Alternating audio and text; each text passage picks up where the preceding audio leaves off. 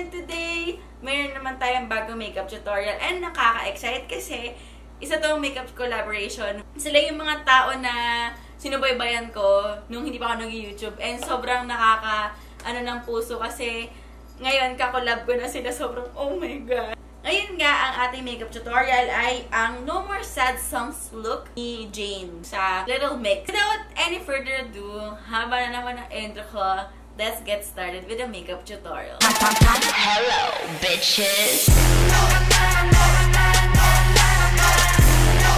Discover akong bagong routine. Bali, i-moisturize ko muna yung face niya. Natutunan ko to kay Paul Unating. Matagal ko na siyang ginagamit. Ito yung Etude House na Age Defense. Yung clear mo na ilalagay natin sa face.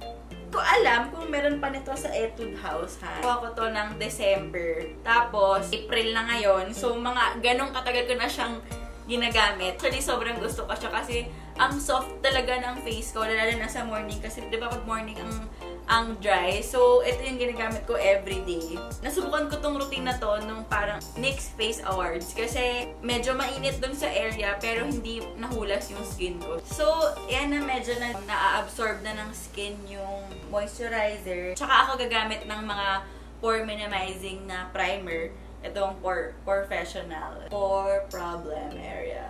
Ito sa side ng nose, may mga butas. Back shit.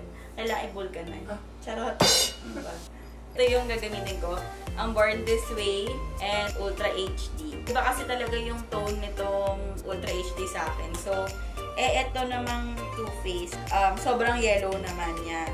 So, nung minix sila, perfect.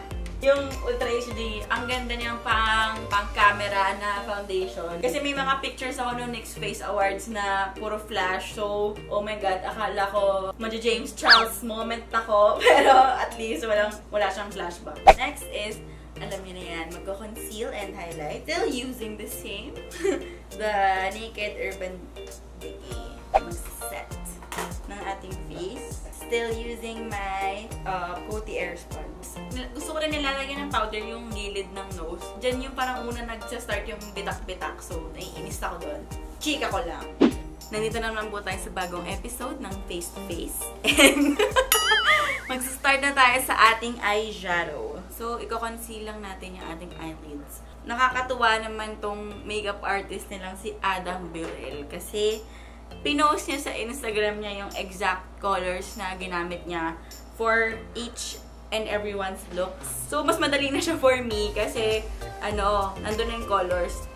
Iisipin ko na lang kung paano niya ginawa yung technique. Ang ginamit niya yung Kat Von D na Plum Shade and Light Contour.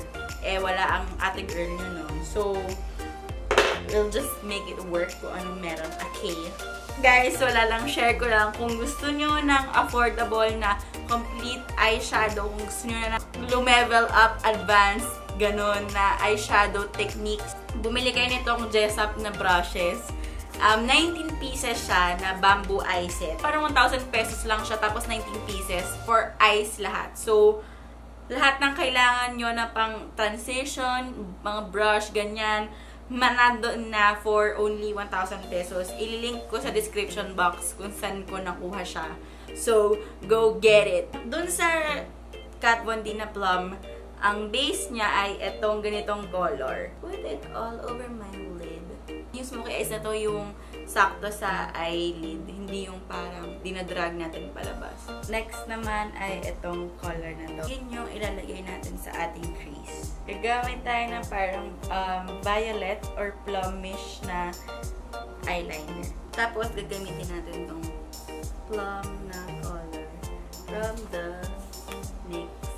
So, ito yung part na medyo experimental na ako, kaya hindi nang nagsasalita.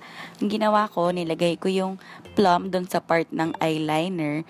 And then, kapag feeling ko medyo dark siya, nilalagyan ko siya ng parang light purple sa ibabaw. And then, blend out. And then, nilalagay ko ulit yung light peach sa ibabaw para mag-blend well sa buong eye.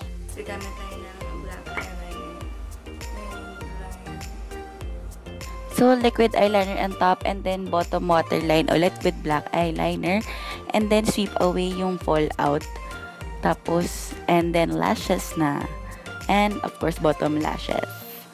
Then, For my brows, I'm using the Anastasia Dip Bar Pomade.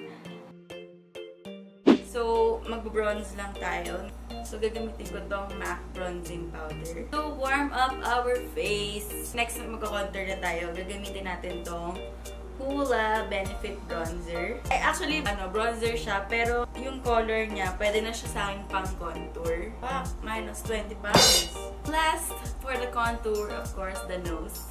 For this looks, parang bronzy talaga siya. So, ang gagamitin ko, itong Baked Blush. Of course, the highlight. And to complete this look, gagamitin ko ang NYX Lingerie in Lace Detail. Siyempre, kailangan natin i-set. I'm using Lip Gloss.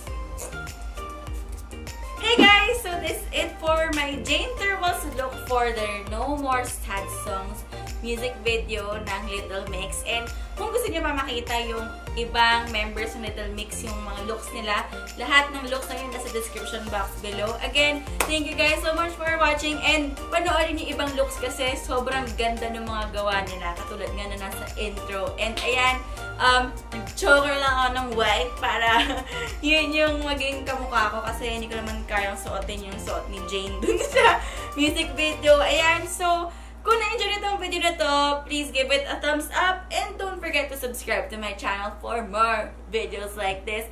I'll see you guys on my next video. Bye! Bye! Panoorin niyo yung ibang video.